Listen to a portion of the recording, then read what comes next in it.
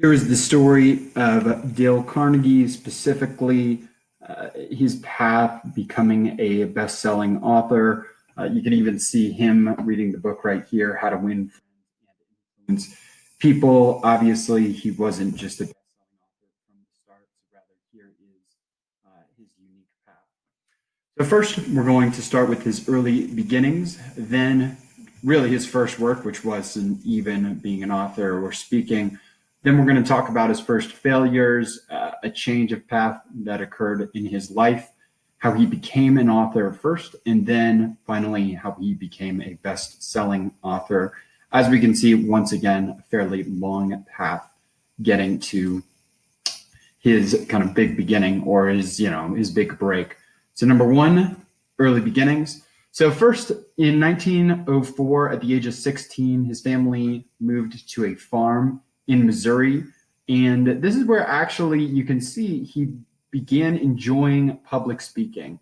And he actually really liked his school's debate team. So at first, really, his passion was in public speaking. It wasn't even in really motivation, except you could say, public speaking is a form of that. But really, he just loved being a communicator first. Then we can see during his high school kind of career, he became interested in different types of speeches at different assemblies in his town. Next, his kind of first work. So his first work before, once again, becoming famous was he was selling bacon, soap, and lard for the Armor and Company. And now, of course, we don't always get to sell lard in the beginning, but as you can see, he just had to have a regular job in sales, and he was really successful making sales enough that it was in South Omaha, Nebraska, that he was really the leader of his company. So he started to just get early success in sales, once again, totally not on his path, but just establishing early success early in his life. Next, his first failure that he had. His first failure was that after he saved $500, Dale Carnegie quit sales in 1911 to pursue a lifelong dream of becoming a lecturer. And then what we can see is that instead, he also attended, really, I should say that lecturer dream didn't really come true.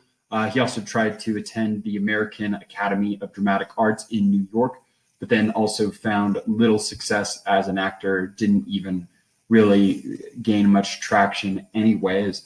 And then, of course, there was another change of path. And so as we can see with a lot of stories, there's just a long path kind of getting it to the end destination. So his change of path was the military during World War I. He actually served in the United States Army.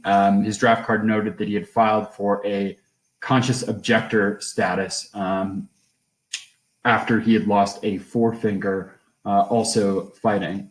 So then how did he even become an author? Well, that's a pretty good question, and we'll answer it here. But really, after trying acting briefly, he saw that students had, they needed someone to help them with public speaking. And so he offered, hey, you pay me a little bit of money, and then I will help you do public speaking.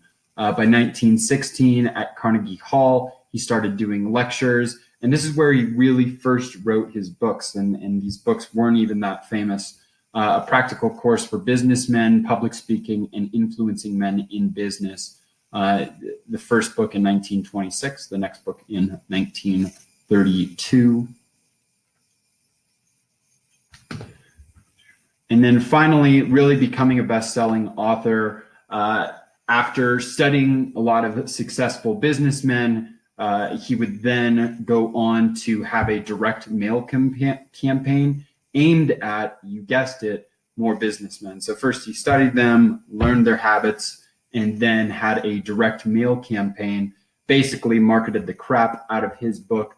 And that is also what helped him actually gain a ton of traction. It was so early that he was actually selling these for $1.98, which is fairly cheap. So anyways, that's the conclusion of this presentation. For any questions, email operationlonggame@gmail.com. If you want to research Joe, the founder of Operation Long Game, see josephmiyake.com. You can also search Joe Miyake on LinkedIn. and find me at Joe Miyake on Instagram. And that was all. All right, thank you. Bye.